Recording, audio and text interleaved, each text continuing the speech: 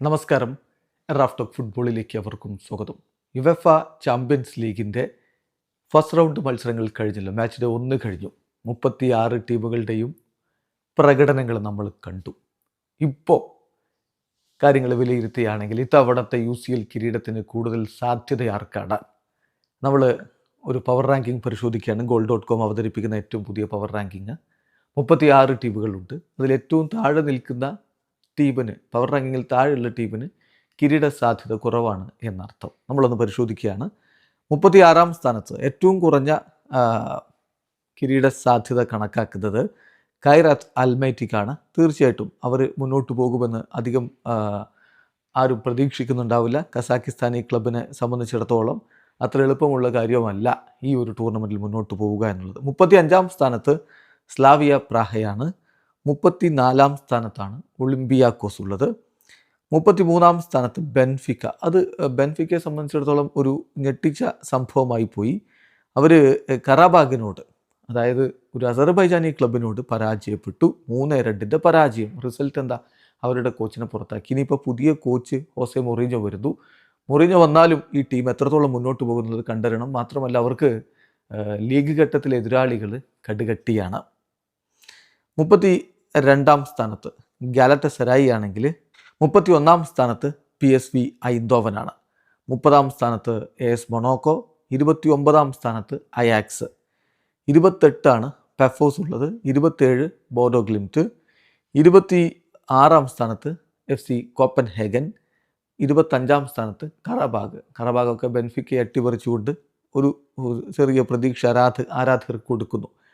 അറ്റലാന്റയാണ് 24-ാം സ്ഥാനത്ത്. PSG അവർ പരാജയപ്പെട്ടു. പക്ഷേ നമുക്കറിയാം PSG നിലവിൽ അത്രയും ഫോമിൽ നിൽക്കുന്ന ഒരു ടീമാണ്. ഒട്ടും എളുപ്പമല്ല. 24-ാം സ്ഥാനം ഒക്കെ പോയിന്റ് പട്ടിക കിട്ടുകയാണെങ്കിൽ പുറത്താവാതെ ആ ഒരു പ്ലേ ഓഫെങ്കിലും കളിക്കാം. ഏതായാലും അറ്റ്ലാന്റ 24-ാം സ്ഥാനത്ത് വരുമ്പോൾ 23-ാം സ്ഥാനത്താണ് ബയർ ലെവർക്യൂസൻ. സാബി അലോൺസോ പരിശീലിപ്പിച്ചപ്പോൾ എങ്ങനെയിരുന്നു, അതിൽ നിന്ന് നേരെ താഴേക്ക് പോയിട്ടുള്ള ഒരു ദുഃഖകരമായിട്ടുള്ള സങ്കടകരമായിട്ടുള്ള അവസ്ഥയാണ് ഇപ്പോൾ ആരാധകർക്ക് കാണാൻ പറ്റുന്നത്. 22-ാം സ്ഥാനത്താണ് ഒളിമ്പിക് മാഴ്സെ. റോബർട്ടോ ഡി സെർബിയുടെ കീഴിൽ ഒളിമ്പിക് മാഴ്സെ മോശമല്ലാത്ത പ്രകടനം തന്നെ റയൽ മാഡ്രിഡിനെതിരെ നടത്തിയിട്ടുണ്ട്. ഏതായാലും അവർക്ക് പ്രതീക്ഷയുണ്ട്. മികച്ച താരങ്ങൾ അവരുടെ ടീമിലുണ്ട് എന്നുള്ളതാണ് ഏറ്റവും പ്രധാനപ്പെട്ട കാര്യം. അത് വെച്ചുകൊണ്ട് അവർക്ക് പോരാടാൻ കഴിയും. എന്തായാലും 22-ാം സ്ഥാനത്ത് അവർ വരുമ്പോൾ 21-ാം സ്ഥാനത്താണ് മറ്റൊരു പോർച്ചുഗീസ് ടീമായിട്ടുള്ള, അതായത് ബെൻഫിക്ക തോറ്റു, എന്നാൽ മറ്റൊരു പോർച്ചുഗീസ് ടീമായിട്ടുള്ള സ്പോർട്ടിംഗ് CP 21-ാം സ്ഥാനത്ത് വരുന്നു. 20-ാം സ്ഥാനത്ത് അത്ലറ്റിക് ക്ലബ് ബിൽബാവോ.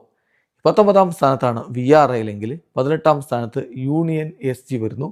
17-ാം സ്ഥാനത്ത് ന്യൂകാസിൽ യുണൈറ്റഡ്. FC ബാഴ്സലോണയോട് അവർ പരാജയപ്പെട്ടു. പക്ഷേ മോശമല്ലാത്തൊരു പോരാട്ട വീര്യം അവർ കാണിക്കുന്നുണ്ട്. സോ എഡി ഹോവിൻ്റെ ടീമിന് മുന്നോട്ട് പോകാൻ പറ്റും എന്നുള്ള പ്രതീക്ഷയിൽ തന്നെയാണ് ആരാധകരുള്ളത്. 16-ാം സ്ഥാനത്താണ് ക്ലബ് ബ്രൂഗെ ഉള്ളതെങ്കിൽ 15-ാം സ്ഥാനത്ത് ഐൻട്രാക്ട് ഫ്രാങ്ക്ഫർട്ട്. 14-ാം സ്ഥാനത്താണ് ബൊറൂസിയ ഡോട്ട്മുണ്ട്. 13-ാം സ്ഥാനത്ത് യുവൻറ്റസ്. എന്തൊരു പോരാട്ടമാണ് ചാമ്പ്യൻസ് ലീഗിൽ ബൊറൂസിയ ഡോട്ട്മുണ്ടും യുവൻറ്റസും തമ്മിൽ നടന്നത്. 4-4 സമനില പിടിച്ച ആ ഒരു കളി, അത് അവസാന ഘട്ടത്തിൽ ഗോളടിച്ചുകൊണ്ടൊക്കെയാണ് യുവൻറ്റസ് പിടിക്കുന്നത്. സോ പോരാട്ട വീര്യം അവർക്കുണ്ട്. അത് വരും മത്സരങ്ങളിൽ കൂടുതൽ മികവിൽ കാണാൻ പറ്റുമെന്ന് പ്രതീക്ഷിക്കാം. അത്ലറ്റിക്കോ മാഡ്രിഡാണ് 12-ാമത്. അത്ലറ്റിക്കോ മാഡ്രിഡിനെ സംബന്ധിച്ചിടത്തോളം നമുക്കറിയാം അവരുടെ പ്രധാനപ്പെട്ട കളിക്കാർ ഇല്ലാതെയാണ് അവർ കളിക്കുന്നത്. ഇപ്പം അൽമേഡ ഉണ്ടായിരുന്നില്ല, ഹുലിയൻ ആൽവാരസ് ഉണ്ടായിരുന്നില്ല. എന്നിട്ടും ആൻഫീൽഡിൽ പോയിട്ട് അവരൊരു പോരാട്ടം നടത്തിയിട്ടുണ്ട്. പിന്നെ സിമിയോണിയുടെ ആരാധകനുമായിട്ടുള്ള പ്രശ്നങ്ങളൊക്കെ വലിയ സ്പോട്ട്ലൈറ്റിലേക്ക് വന്നെങ്കിലും കളിയുടെ പോരാട്ടം അത് നമ്മൾ എടുത്ത് പറയണം. നല്ല രൂപത്തിൽ തന്നെ അവർ കളിച്ചിട്ടുണ്ട്. സോ 12-ാം സ്ഥാനത്ത് അവർ വരുമ്പോൾ 11-ാം സ്ഥാനത്താണ് നാപ്പോളി ഉള്ളത്. നാപ്പോളിയെ സംബന്ധിച്ചിടത്തോളം സിറ്റിക്കെതിരെ പോയിട്ട് അവർ പരാജയപ്പെട്ടു, ഗംഭീരമായിട്ട് പരാജയപ്പെട്ടു. പക്ഷേ അവർ റെഡ് കാർഡ്, അവരുടെ തന്ത്രങ്ങളൊക്കെ മാറ്റേണ്ടി വന്നു. നേരത്തെ തന്നെ KDBയെ പിൻവലിക്കേണ്ടി വന്നു. അതൊക്കെ നമ്മൾ കണ്ടു. ഏതായാലും 11-ാം സ്ഥാനത്താണ് നാപ്പോളി ഉള്ളത്. 10-ാം സ്ഥാനത്ത് ടോട്ടനം ഹോട്ട്സ്പർ. ഇത്തവണ ടോട്ടനം മുന്നോട്ട് പോകും എന്ന പ്രതീക്ഷയിൽ തന്നെയാണ് ആരാധകരുള്ളത്. 9-ാം സ്ഥാനത്താണ് ചെൽസി ഉള്ളത്. 8-ാം സ്ഥാനത്താണ് ഇന്റർ മിലാൻ ഉള്ളത്. 7-ാം സ്ഥാനത്ത് മാഞ്ചസ്റ്റർ സിറ്റി. എന്തായാലും സിറ്റി ഇപ്പം വിജയത്തുടക്കം തന്നെയാണ് ഇട്ടിരിക്കുന്നത്. അത് മുന്നോട്ട് കൊണ്ടുപോകാൻ പെപ് ഗാർഡിയോളക്കും സംഘത്തിനും കഴിയുമെന്ന് തന്നെ പ്രതീക്ഷിക്കാം. 50 UCL ഗോളുകൾ തികച്ചുകൊണ്ട് അത്ഭുതപ്പെടുത്തി മുന്നോട്ട് പോയിക്കൊണ്ടിരിക്കുകയാണ് എർലിംഗ് ഹാലൻഡ്. അതും 49 കളികളിൽ നിന്നാണ് നേട്ടമെന്ന കാര്യം കൂടി നോക്കുക. ബയേൺ മ്യൂണിക്ക് ബവേറിയയിൽ ഗോൾ മഴ പെയ്യുകയാണ് നമ്മൾ പറഞ്ഞല്ലോ. സോ അവർ 6-ാം സ്ഥാനത്താണ്. അവർ 3-1 വിജയമാണ് ചെൽസിക്ക് മേൽ അലിയൻസ് അരീനയിൽ നേടിയിട്ടുണ്ടായിരുന്നത്. ഏതായാലും ഹാരി കെയ്നൊക്കെ ഗോളടിച്ച് കൂട്ടുന്നത് അതേപോലെ തുടരുകയാണ്. ശക്തമായ ടീമുണ്ട്. സോ ബയേൺ എല്ലായ്പ്പോഴും എന്ന പോലെ ഇത്തവണയും കണ്ടൻറ്റേഴ്സാണ്. 5-ാം സ്ഥാനത്ത് റയൽ മാഡ്രിഡ്. റയൽ മാഡ്രിഡിനെ സംബന്ധിച്ചിടത്തോളം കഴിഞ്ഞ കളി 2-1 വിജയമാണ് അവർ സ്വന്തമാക്കിയിട്ടുള്ളത്. അത് 10 പേരായിട്ട് ചുരുങ്ങിയിട്ടും അവർ ആ വിജയം പിടിച്ചെടുത്തു. കിലിയൻ എംബാപ്പെ നല്ല ഫോമിലാണ്. അത് അവർക്ക് വലിയ പ്രതീക്ഷയും കൊടുക്കുന്നുണ്ട്. സാബി അലോൺസോയുടെ കീഴിൽ ലാ ലിഗയിൽ മികച്ച സ്റ്റാർട്ട് നേടിയിട്ടുണ്ട്. അതിൻ്റെ ഒരു തുടർച്ച വരും മത്സരങ്ങളിൽ UCLയിലും കാണാൻ പറ്റുമെന്ന പ്രതീക്ഷയിൽ തന്നെയാണ് ആരാധകരിക്കുന്നത്. 4-ാം സ്ഥാനത്ത് ആഴ്സണൽ. ഇത്തവണ മികച്ച ടീമും കൊണ്ട് തന്നെയാണ് ആഴ്സണൽ വരുന്നത്. അതിൻ്റെ ഒരു റിസൾട്ടും കാണാൻ പറ്റുമെന്ന് തന്നെ പ്രതീക്ഷിക്കാം. ഏതായാലും അത്ലറ്റിക് ക്ലബിനെതിരെ 2-0 ഒരു വിജയമാണ് അവർ നേടിയിട്ടുണ്ടായിരുന്നത്. അവരുടെ ടീമിൻ്റെ ടാലൻറ്റ് വെച്ച് നോക്കുമ്പോൾ ഇത്തവണ ഏത് നേട്ടത്തിലേക്കും പോകാനുള്ള കെൽപ്പ് ആഴ്സണലിനുണ്ട്.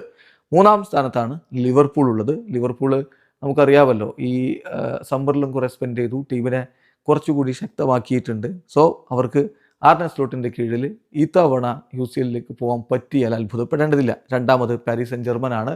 പോയ സീസണിലെ പോലെ തന്നെ മിന്നും പ്രകടനം അവർ തുടരുകയാണ്. അത് ഒസ്മാൻ ഡെംബലെ പോലുള്ള കളിക്കാരൊക്കെ പുറത്തിരിക്കുന്ന ഘട്ടത്തിലും അവർ നല്ല രൂപത്തിൽ തന്നെ മുന്നോട്ട് പോകുന്നു എന്നുള്ളത് അവർക്ക് പ്രതീക്ഷ നൽകുന്നുണ്ട്. പിന്നെ ലൂയിസ് എൻറിക്കയുടെ തന്ത്രങ്ങൾ അത് എടുത്ത് പറയേണ്ടതുമാണ്. 1-ാം സ്ഥാനത്ത് FC ബാഴ്സലോണയാണ് ഈ ഒരു പവർ റാങ്കിങ്ങിലുള്ളത്. ഹാൻസി ഫ്ലിക്കിൻ്റെ കുട്ടികൾക്ക് ഇത്തവണ കിരീടത്തിലേക്ക് പോകാൻ പറ്റുമെന്ന പ്രതീക്ഷ ആരാധകർക്കുണ്ട്. ഫ്ലിക്കിനെ സംബന്ധിച്ചിടത്തോളം പോയ സീസണിൽ സെമി ഫൈനൽ വരെ ടീമിനെ കൊണ്ടുപോകാൻ പറ്റിയിട്ടുണ്ടായിരുന്നു. അതിൻ്റെ ഒരു കണ്ടിന്യൂഷൻ ഇത്തവണ ഉണ്ടാകുമെന്ന് കരുതുന്നു. ഇപ്പോൾ റാഷ്ഫോർഡിൻ്റെ മികവിലാണ് ന്യൂകാസിൽ യുണൈറ്റഡിനെ അവർ പരാജയപ്പെടുത്തി. 2 ഗോളുകൾ അദ്ദേഹത്തിൻ്റെ ആയിരുന്നു. പിന്നെ പെഡ്രിയും ഫ്രങ്കി ഡിയോങ്ങും ഒക്കെ മധ്യനിരയിലും ഇന്നും പ്രകടനം, ഒരു കിടലൻ ഡിയോ അവിടെ വളർന്നു വരുന്നുണ്ട്. ലാമിൻ യമാൽ ഇല്ലാതെയാണ് ഈ വിജയം നേടിയതെന്ന് കൂടി നോക്കുക. അപ്പം കൂടുതൽ കിരീട സാധ്യത ഇപ്പോൾ കണക്കാക്കപ്പെടുന്നത് FC ബാഴ്സലോണക്ക്. വളരെ പെട്ടെന്ന് ആദ്യത്തെ ഒരു 5 സ്ഥാനക്കാരെ പറയാം. 1 FC Barcelona, 2 Paris Sen German, 3 Liverpool, 4 Arsenal, 5-ാം സ്ഥാനത്ത് റയൽ മാഡ്രിഡ്. നിങ്ങൾക്ക് വ്യത്യസ്തമായിട്ടുള്ള അഭിപ്രായങ്ങളുണ്ടാവും. കമൻറ്റ് ബോക്സ് രേഖപ്പെടുത്തുക. ആരോഗ്യകരമായ ഫുട്ബോൾ ചർച്ചകളുമായി നമുക്ക് മുന്നോട്ട് പോകാം. വീഡിയോ അവസാനിക്കുന്നു. ഫുട്ബോൾ ലോകത്തെ കൂടുതൽ വിശേഷങ്ങളുമായി റാഫ് ടോക്സ് വീണ്ടും എത്താം.